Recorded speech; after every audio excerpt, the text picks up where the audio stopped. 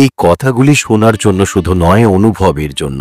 মা শারদার কৃপায় যাদের জীবন বদলেছে তারা জানেন কিভাবে একটা ফাঁকা পেট, খালি ঘর, নিঃস্ব হৃদয় মায়ের আশীর্বাদে ধীরে ধীরে পূর্ণ হয়ে যায়।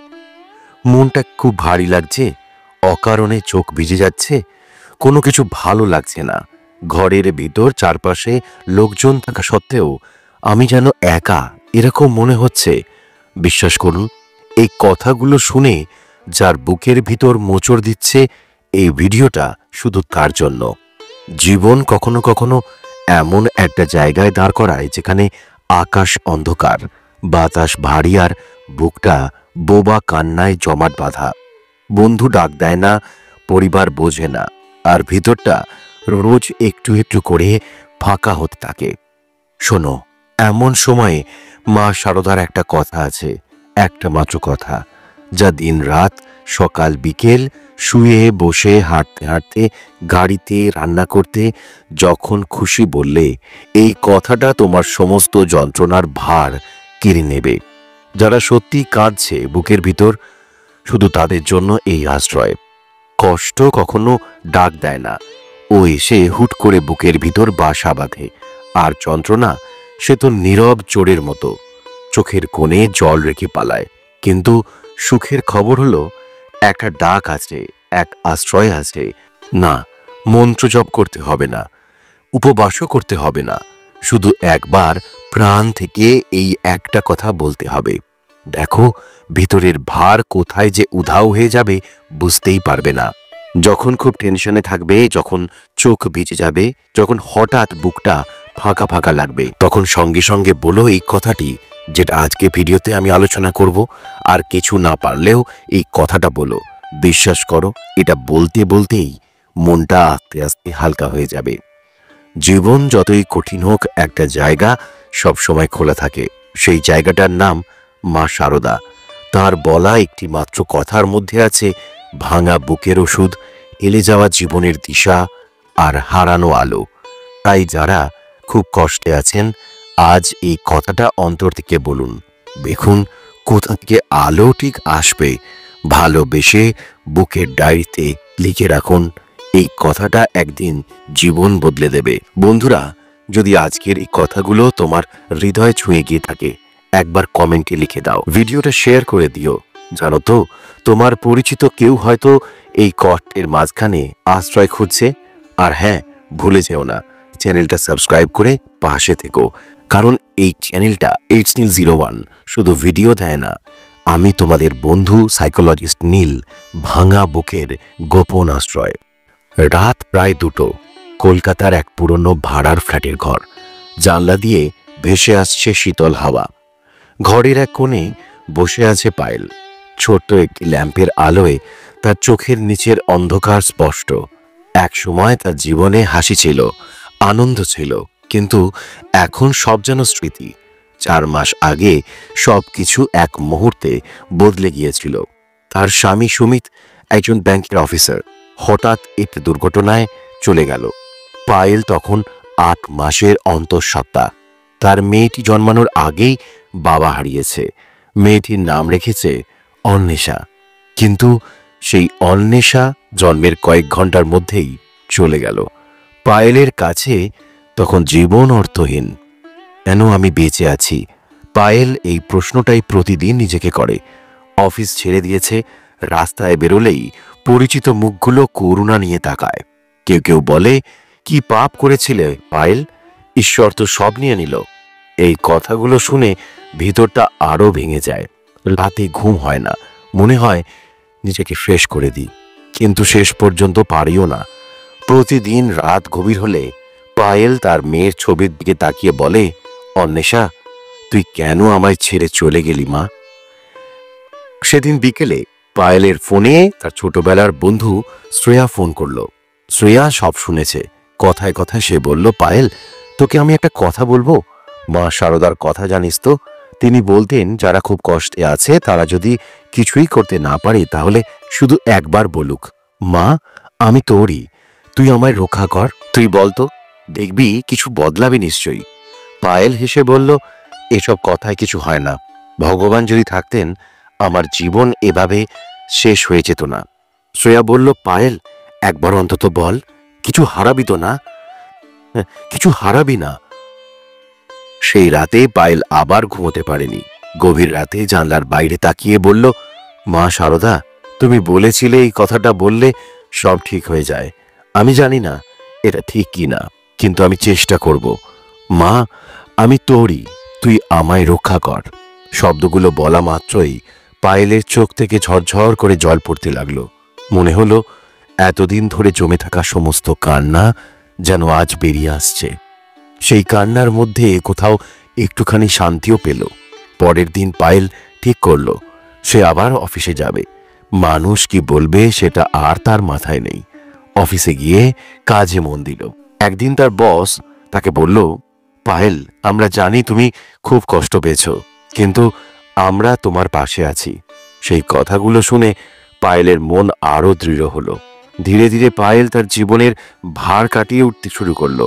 সে জানে সব ঠিক হতে সময় লাগবে, কিন্তু প্রতি রাতে সে একবার করে বলে, মা, আমি তোমারই।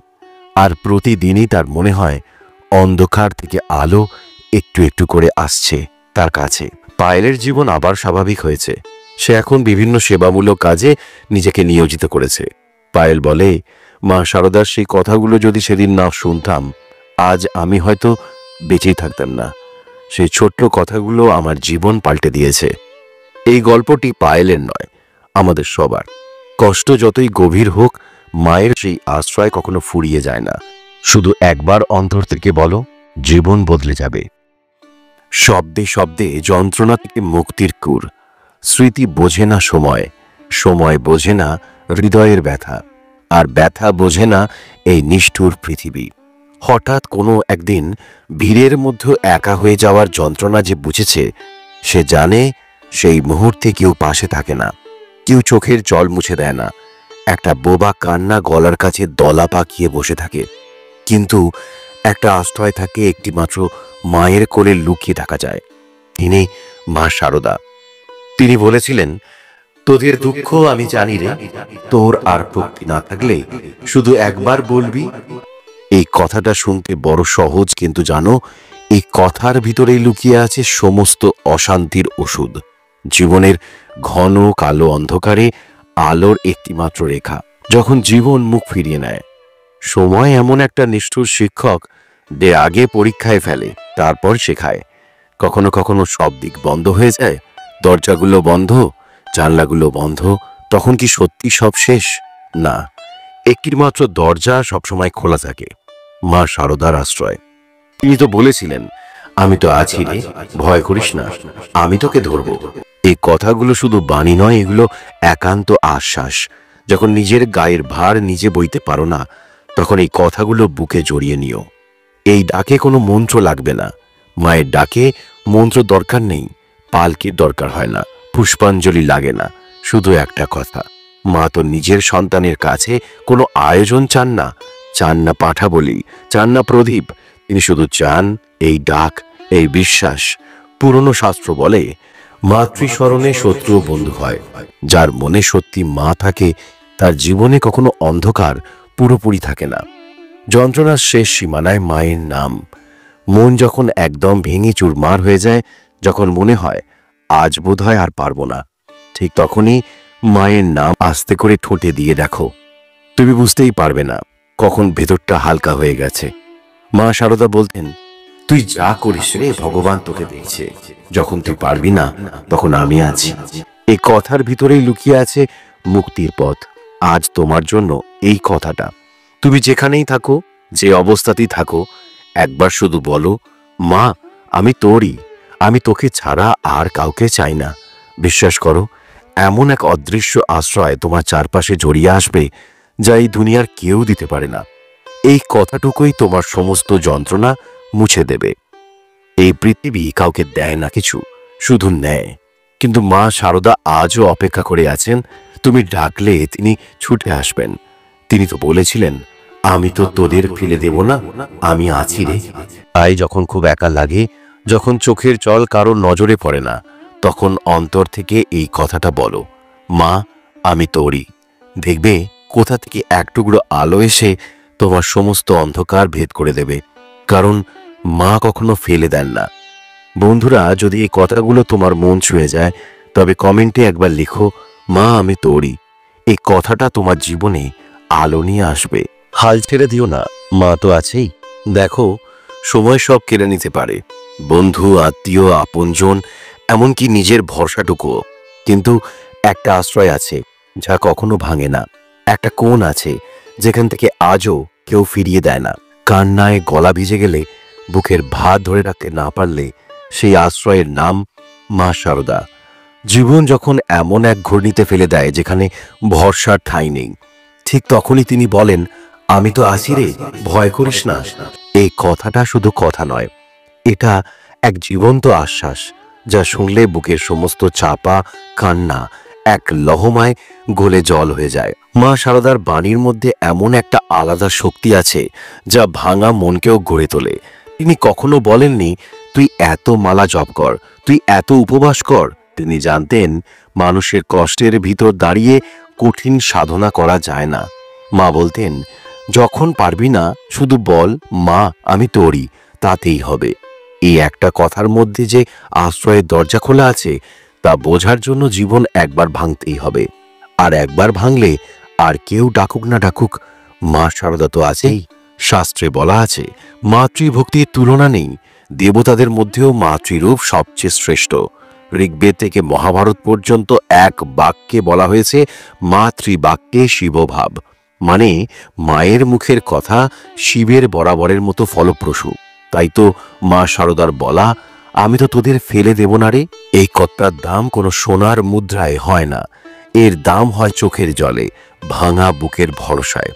একবার এক হতভাগা ভক্ত এসে মায়ের পায়ের কাছে কাঁদতে কাঁদতে বলল, মা আমার কিছুই নেই, আমার আর পারা যায় না। মা শুধু মৃদু হেসে বলেছিলেন, যা পারিক না রে, শুধু বল, মা আমি তোরই।